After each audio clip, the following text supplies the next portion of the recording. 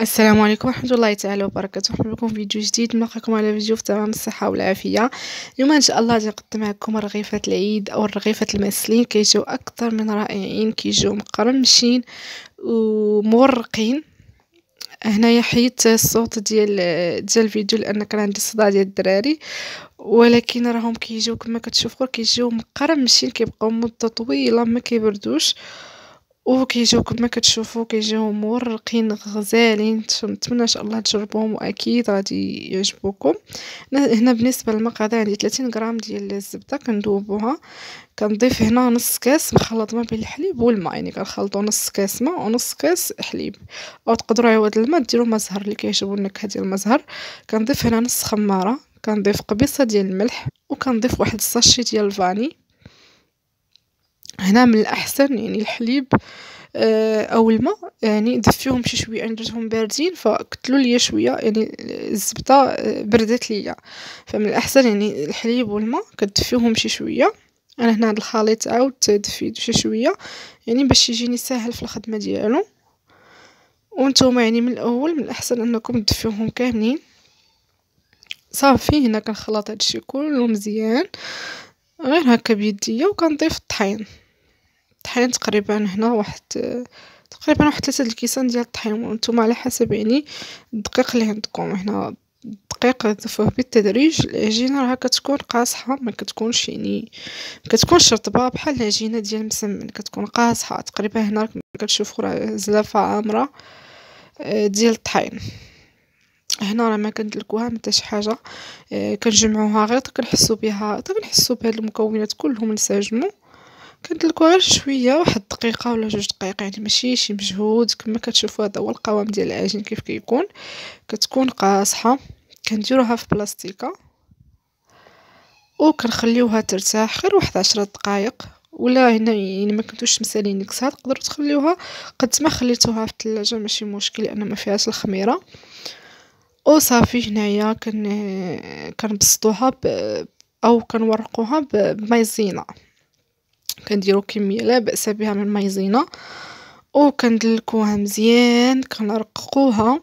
ضروري هاد العمليه تكون رقيقه مزيان مزيان، يعني ما نخلوهاش نهائيا غليظه. هنا كما كتشوفوا العجينه كلها خدمتها، يعني ماشي قسمتها على جوج ولا، يعني كلها كنخدموها. كنرققوها مزيان مزيان،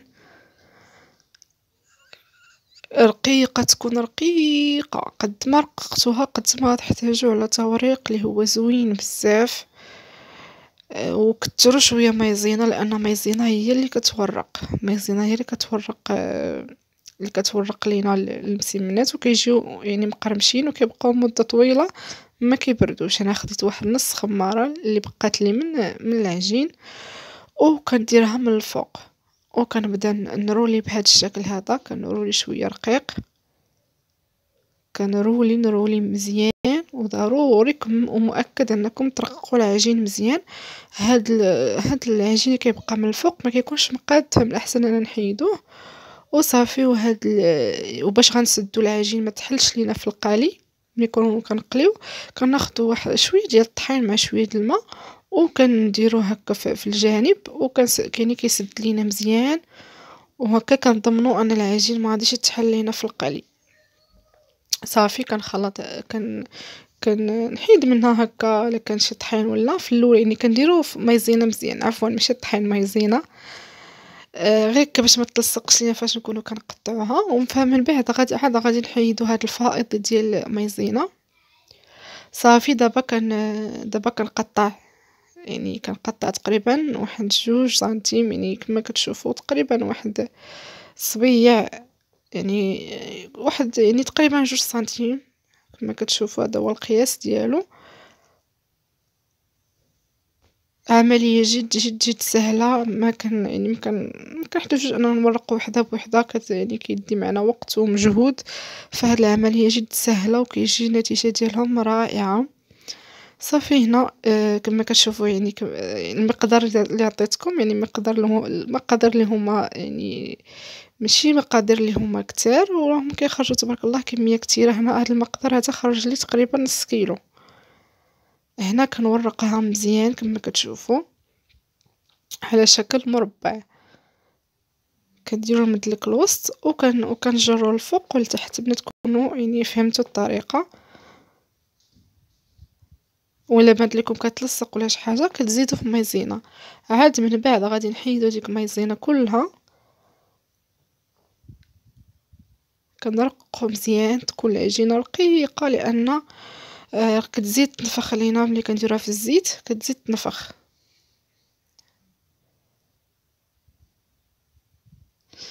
عمليه جد جد بسيطه وكيجيو زوينين، نتمنى ان شاء الله تجربوهم غادي يوليو معتمدين عندكم.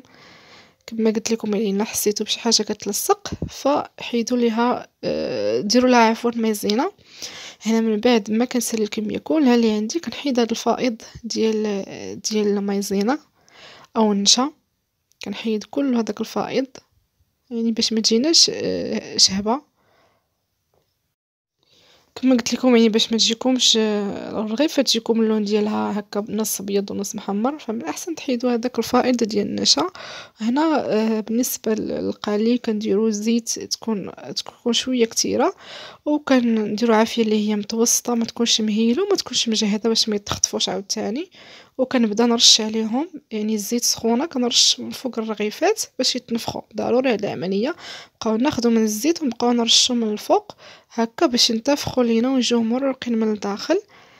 كما كتشوفوا كنهز الزيت هي سخونه وكنرش حتى كتنفخ ليا ديك الرغيفه كلها، وكنقلب من الجهه الاخرى كما قلت لكم عافيه اللي هي متوسطه، ما نجهدوش وما نقصوش، لان الا جهدنا غادي يتخطفوا وما غاديش يجيو زوينين ما يتقرمشوش، ولا نقصنا عاوتاني غيشربوا لينا الزيت بزاف. هانتوما كاينه كنحط الرغيفه ونبدا نخوي عليها الزيت من الفوق مزيان مزيان. صافي انا ملي كنحس بان يعني عطات اللون من التحت كنقلبها من الوجه ديالها وصافي. دوك اللي يكونوا تحمروا هذا هو اللون اللي كيكون تيكون اللون اللي هو مذهب، كنحيدوهم نديروهم يتسقطروا في شي هكا في شي شبكه، وكنديروا الكميه اللي بقات لينا وحنا غاديين حتى كنساليو الكميه كلها اللي عندنا. يعني هنا خصكم يديكم شويه خفيفه، لان الا ما ردودوش البراد دغيا كيتحمروا، وخاصكم يعني الاخرين اللي حطيتو تبقاو ترشوا عليهم الزيت. يعني خاصكم شويه تخفوا في هذه المرحله هذه وصافي. هنا من بعد ما قليت الكميه كلها اللي عندي هنا خديت العسل. هاد العسل هذا كيكون شويه ماشي ثقيل بزاف وماشي جاري، المهم انا هذا شريته ما يعني ما كانش عندي في الدار غير شريته، سخنته شي شويه غير شي شويه غير يدفى صافي، وكنوضع فيه الرغيفات. ضروري تسخنوا شي شويه تدفيو شويه العسل باش هكا يعني تشربوا لكم مزيان. صافي كنبدا على هاد الكيفيه هادي حتى كنسالي كل الكميه اللي عندي كلها. راهم كيتشربوا شويه العسل يعني تقريبا انا دات لي 2 بواطات هادوك المتوسطين اللي خداو لي ديال العسل اللي كيتباع عندهم مولين 5 دراهم 2 بواطات. هنايا بالنسبه للتزيين اللي ما كيبغيش العسل فيقدر غير يدهن، اللي ما كيبغيش كميه كبيره ديال العسل يقدر يدهن هكا بالشتا من الفوق. هنا بالنسبه للتزيين يعني كل واحد على حسب يعني اللي بغا واللي متوفر عنده. هنا درت حبيبات ديال تقدروا هنا درت اللوز مخلط مع النكهه ديال البيستاج، والنصف الاخر غادي ندير له الجنجلان. يعني نتوما على حسب اللي متوفر عندكم في الدار كتزينوا به.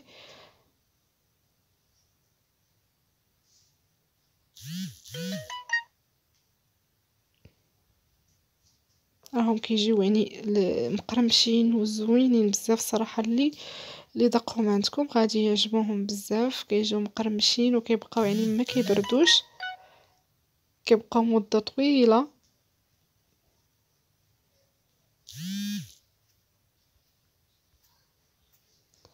جربوهم وكونوا اكيدين انهم غادي يعجبكم بزاف بزاف. هاد الكميه كما قلت لكم اللي استعملت معكم كميه كتخرج يعني نص كيلو، كتخرج طبسيل هكا متوسط. اللي بغى يعني كميه كثيره فكيضاعف المقادير.